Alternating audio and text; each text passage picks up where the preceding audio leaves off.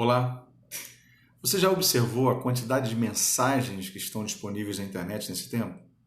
Sobretudo, você já observou o quanto que o Evangelho tem sido largamente proclamado? É possível que algumas pessoas mais críticas possam perguntar: qual será a motivação de tanto conteúdo evangélico disponível? Mas será que isso é o que realmente importa, a motivação? Eu queria convidar você a olhar para a experiência do apóstolo Paulo em Filipenses capítulo 1, dos versos 15 até o início do verso 18. Por favor, me acompanhe nessa leitura. É verdade que alguns pregam Cristo por inveja e rivalidade, mas outros o fazem de boa vontade. Estes o fazem por amor, sabendo que aqui me encontro para a defesa do Evangelho. Aqueles pregam Cristo por ambição egoísta, sem sinceridade, pensando que me podem causar sofrimento enquanto eu estou preso. Mas que importa? O importante é que, de qualquer forma, seja por motivos falsos ou verdadeiros, Cristo está sendo pregado e por isso me alegro. Irmãos, nesse texto aqui, o apóstolo Paulo ressalta que enquanto alguns crentes se empenham em pregar o evangelho por amor, outros pregam por inveja e por rivalidade. Então parece que existiam críticos que queriam competir com a mensagem do evangelho pregada pelo apóstolo Paulo. E olha, irmãos, que naquela época não existia internet, não existiam redes sociais e nem esse montão de lives que estão sendo produzidas todos os dias aí por pastores, por líderes de igrejas, não é isso? O fato é que o apóstolo Paulo ele tinha opositores que queriam competir com ele, por isso ele precisou comentar, entristecido, é verdade, que nem todos estavam com boas motivações ao pregar o evangelho. Agora, é muito significativo observar que o apóstolo Paulo ele não ficou mal-humorado, ele não ficou ofendido, ele não ficou entristecido com o conteúdo da mensagem que os seus opositores estavam pregando. Ele ficou entristecido com as motivações pelas quais eles estavam pregando a Cristo. Parece que existiam alguns amantes de si mesmos no meio deles. Algumas pessoas que estavam pregando sem muita honestidade ali. É bem possível que esses críticos do apóstolo Paulo fossem pessoas que antes ocupavam posições de destaque na vida da igreja de Roma, pessoas cujas palavras tinham um peso significativo para aquela igreja e que eles perderam espaço, porque com a chegada do apóstolo Paulo a Roma, essas pessoas possivelmente estavam se sentindo como que pessoas sendo colocadas para escanteio. Por isso talvez tenha surgido aquilo que o apóstolo Paulo vai ressaltar aqui, a inveja e a rivalidade deles na pregação. Até certo ponto natural de um coração enganoso e caído. Paulo deixa claro então, no versículo 17, que essas pessoas pregavam por interesses pessoais, talvez para aumentar a sua própria influência, para aumentar o seu prestígio. Era uma pregação que almejava visibilidade. Eles queriam se autopromover.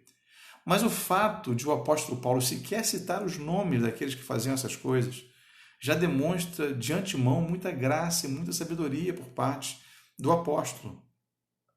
Nunca foi objetivo de Paulo fazer maledicências, nunca foi objetivo de Paulo desvirtuar o principal assunto para quaisquer temas que fossem periféricos. Ao contrário, o foco do apóstolo Paulo foi no fato de que aquelas pessoas elas pregavam a mensagem certa, mesmo que com motivações erradas. Sabe aquela pessoa que faz a coisa certa, mas escolhe fazer de maneira errada? Era assim que Paulo enxergava aquelas pessoas.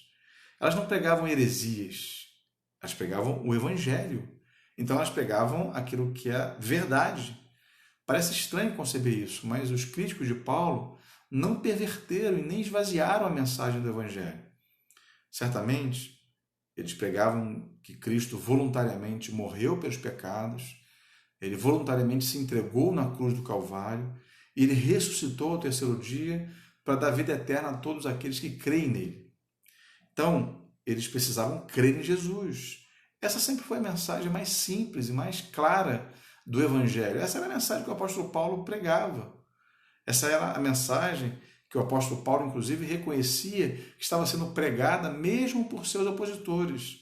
E também, claro, por alguns que o faziam por amor, como ele mesmo menciona nesse texto da carta. Nós não podemos nos esquecer de que Paulo ele sempre foi um vigoroso apologeta, ele não só zelava pela verdade pregada, mas ele denunciava, ele desmascarava a mentira. Ele era rigoroso em confrontar heresias, denunciava os falsos ensinos que tentavam perverter o verdadeiro evangelho. Você deve se lembrar, por exemplo, da carta que ele escreve aos Gálatas, né? Ó Gálatas insensatos, quem vos enfeitiçou? Eles estavam tendendo a voltar para uma velha religião, né? E se afastando do verdadeiro cristianismo. Mas é muito significativo perceber que aqui nesse trecho de Filipenses, a ênfase está no ensino sadio, não importando necessariamente as motivações de quem ensina. Porque a verdade, irmãos, é que o evangelho, de um jeito ou de outro, estava sendo pregado, e Paulo reconhecia isso. É claro que, no nosso caso aqui, nesses dias de quarentena que estamos vivendo, nós precisamos filtrar tanta informação que nós temos recebido por diferentes canais que nós temos recebido, que às vezes nos confunde. Nós não precisamos ficar tão preocupados com as motivações daqueles que gravam os seus mais diversos vídeos. Mas se o que está sendo gravado é de fato o Evangelho, isso você precisa se preocupar. Se tiver alguma dúvida, parece que nós podemos inferir esse ensino daqui, eu e você precisaremos comparar com o Evangelho pregado pelos apóstolos. A sugestão, talvez, seja procurar um dos pastores da sua igreja, algum líder espiritual da nossa igreja, algum amigo maduro na fé. Eu, por exemplo, tenho trocado opiniões teológicas com alguns colegas pastores sobre conteúdos da internet, por exemplo. Mas nós não devemos deixar de nos alegrar com o fato de que o Evangelho está sendo largamente anunciado, seja com boas motivações ou não. Então, a minha oração hoje é no sentido de que o Evangelho ele continue chegando a você e isso lhe seja motivo de muita, muita alegria. Que você, irmão e irmã, insista em pregá-lo também diariamente e com verdade, por telefone, por Telegram, por WhatsApp, por YouTube, por Facebook, por Instagram, Twitter e tantos outros meios, tanto a você mesmo quanto aos outros ao seu redor. Sim, porque quando nós pregamos o Evangelho para nós mesmos e assimilamos esse Evangelho em nossas vidas, ele nos fortalece, ele nos liberta e nos faz perceber quem de fato nós somos em Cristo.